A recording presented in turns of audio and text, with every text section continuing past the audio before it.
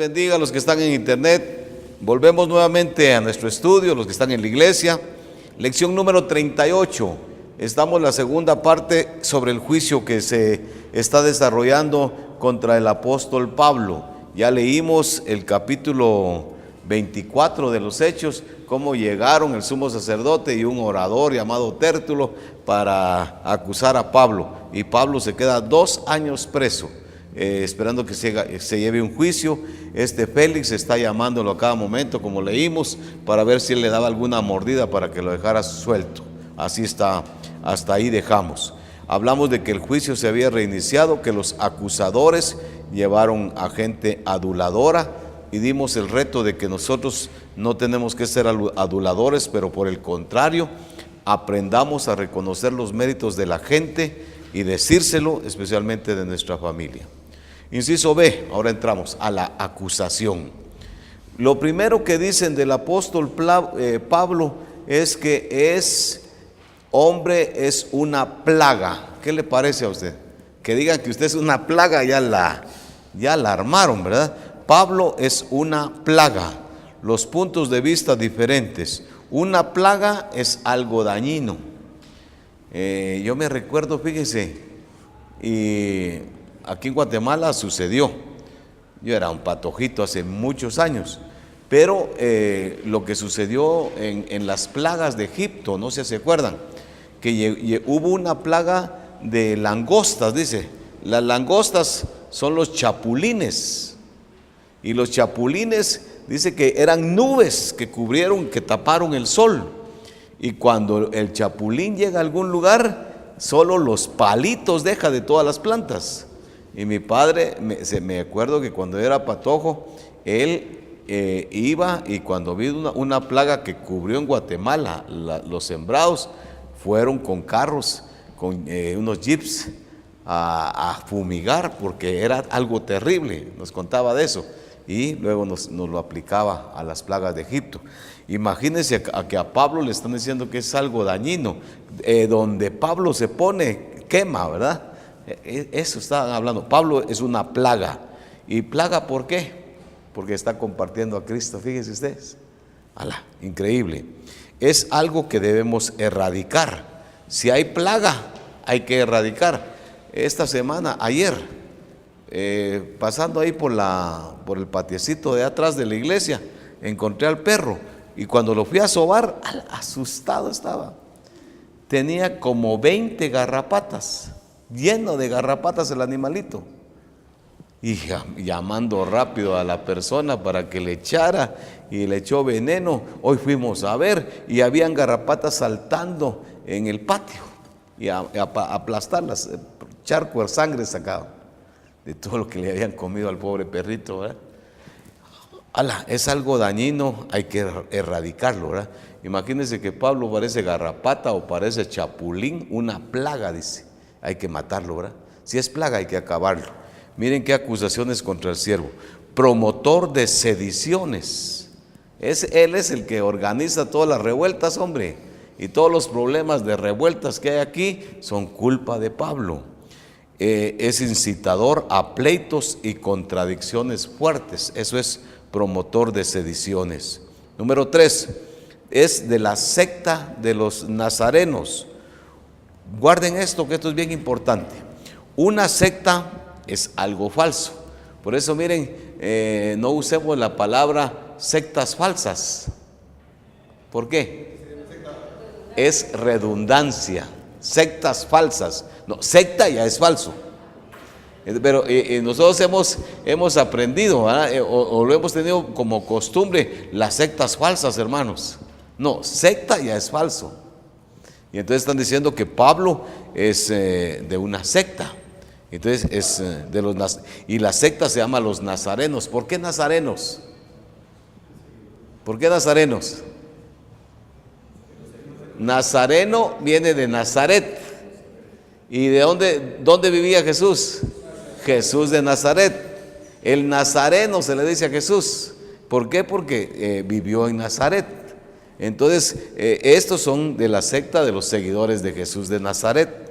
Una secta es algo falso. Las sectas han proliferado en nuestro tiempo. Miren, hermanos, el domingo lo compartí a los que entraron a la iglesia y les compartí el tema durante todo el tema de la marca que hablamos de que la palabra pura, creo que eso hablamos, y dijimos que hay tantas sectas. Un ángel le habló a un individuo. ¿Y qué dice Pablo en Gálatas? Si un ángel viene y nos cuenta diferente evangelio del que ya tenemos, sea anatema, maldito de Dios, que la maldición de Dios le caiga al que está trayendo una doctrina diferente, así sea un ángel. Así es que ese don Ángel Moroni que se inventaron tiene el anatema de Dios, ¿verdad? Debemos cuidarnos porque su doctrina es falsa, por lógica, ¿verdad? Y rechaza la verdad sobre el Señor Jesucristo. Llega gente a mi casa y tocan. ¿Quién es? Mire, queremos hablarle de Dios. Ya sabe usted que es una secta la que viene a hablarnos de Dios. Entonces lo primero que les pregunto, qué bueno, porque le dice, queremos hablar de Dios. Es un buen tema, ¿verdad? Nadie va a decir, no, yo no quiero hablar de eso. Queremos hablarles, es que no tengo tiempo ahorita. Bueno, otro día venimos. No, yo les digo, ¿de qué Dios me están hablando? Del Señor Jesucristo, ¿verdad? Que es Dios, nuestro Salvador. No, es que Él no es Dios, es que Jehová es Dios, pero Él fue creado por Dios, es un profeta. No. Entonces, ustedes me están hablando una torcedura, porque yo creo en Jesucristo como Dios. Si me vienen a hablar de Jesucristo como Dios, bienvenidos. Sectas que han torcido el evangelio de Jesucristo. Y hermano, ¿qué dice Juan? ¿En qué carta dice? Creo que la segunda. Si alguno viene a vosotros con un evangelio diferente, no le digan bienvenido. Es que por educación hay que escuchar. No le diga bienvenido al que viene a burlarse de su Jesús, hombre. Tenemos que entender eso, ¿verdad? Bueno, y rechaza la verdad sobre el Señor Jesucristo. Número 4, profanar el templo. Imagínense ustedes, eso dice el versículo 6, todas las acusaciones. Intentó también profanar el templo. O sea, como que se fue a meter a un lugar donde no le correspondía a él meterse. Profanar el templo. Entrar sin derechos como tienen los levitas y sacerdotes. Ahora les pregunto, ¿qué debe hacer Pablo? ¿Callar o defenderse? Es que miren, cuando a usted lo acusen, no han oído, cuando a usted lo acusen, cuando le digan algo, cállese hombre, aguante. No, si a mí me maltratan, pues está bien, yo voy a aguantar. Pero si viene una acusación falsa, pidamos la sabiduría de Dios para que en el momento dado pongamos las cosas en su lugar. Fíjese que están hablando de usted, hermano Juan Carlos, que usted es un sinvergüenza. Todo se lo dejo a Dios, hermano. El Señor sabe, hermano, el Señor sabe que no, defiéndase, porque no está correcto. Vamos a hablar con la persona que está hablando de usted. Tenemos que aprender eso, ¿verdad? Hay momentos en donde uno debe callar. ¿Está bien? ¿Sí, hermano? ¿Es correcto decir segundo libro o es segunda de Juan? Segunda de Juan, pero si se mencionó la palabra libro, entonces es segundo libro. Segundo de Juan 1:10 es lo que usted dice: si alguien viene a ustedes y no trae esta enseñanza, no lo reciban en casa ni lo saluden. Ahí está. Segundo, solo una cosa, aquí es segunda de Juan. Usted tiene que decir segunda de Juan. Y otra cosa, una observación, ya para que vayamos a... Quédese ahí. ¿Cuántos capítulos tiene Juan? Segunda de Juan. Pero segundo. Entonces, no diga segunda de Juan 1:10.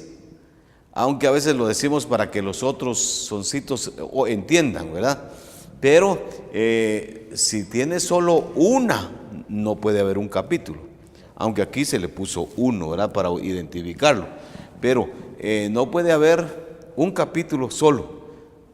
Mínimo tiene que haber 2 capítulos. No puede haber inciso A si no hay inciso B. No hay incisos. Entonces aquí, ¿cómo diría? ¿Qué sería lo correcto? No, 1:10, no, 1 no existe. Segundo de Juan, versículo 10. ¿Ya? Lea Abdías, versículo 16. Porque Abdías solo tiene media página. Entonces, segunda, tercera de Juan no tienen capítulos porque son chiquitos. Entonces, no diga capítulo 1 porque es que hay uno. No hay capítulo. solo diga el versículo. Segunda de Juan, verso 16. Tercera de Juan, verso 11. Ahora, primera de Juan 2:14, así porque tiene 5 capítulos. ¿Ya?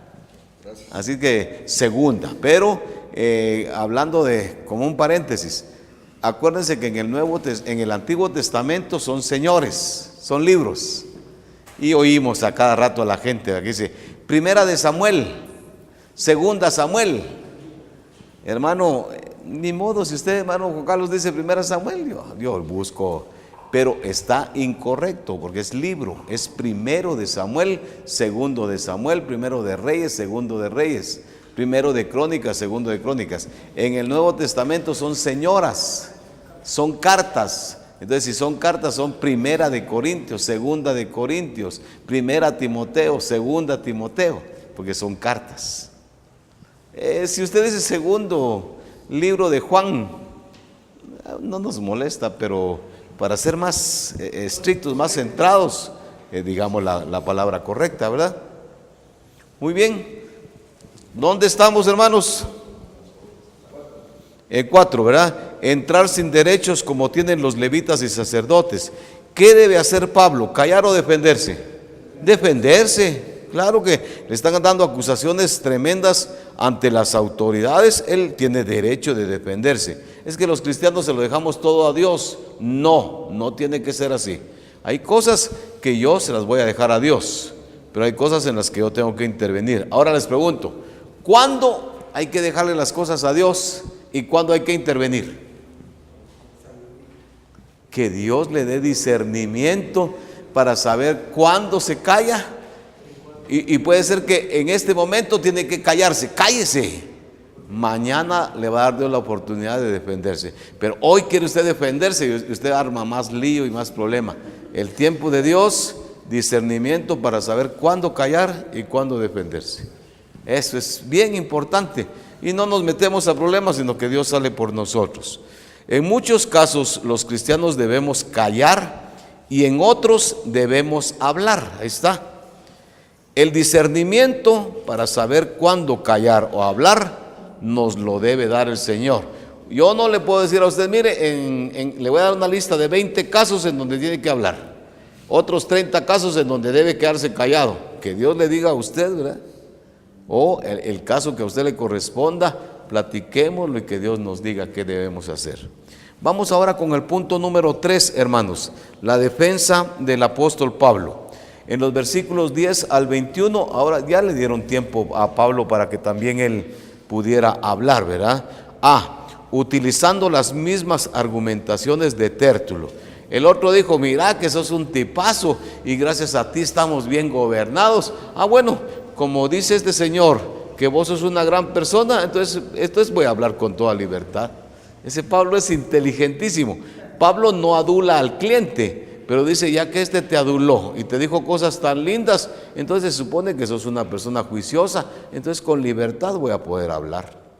Oh, hombre, para ser sabio, de veras. Poco tiempo en Jerusalén.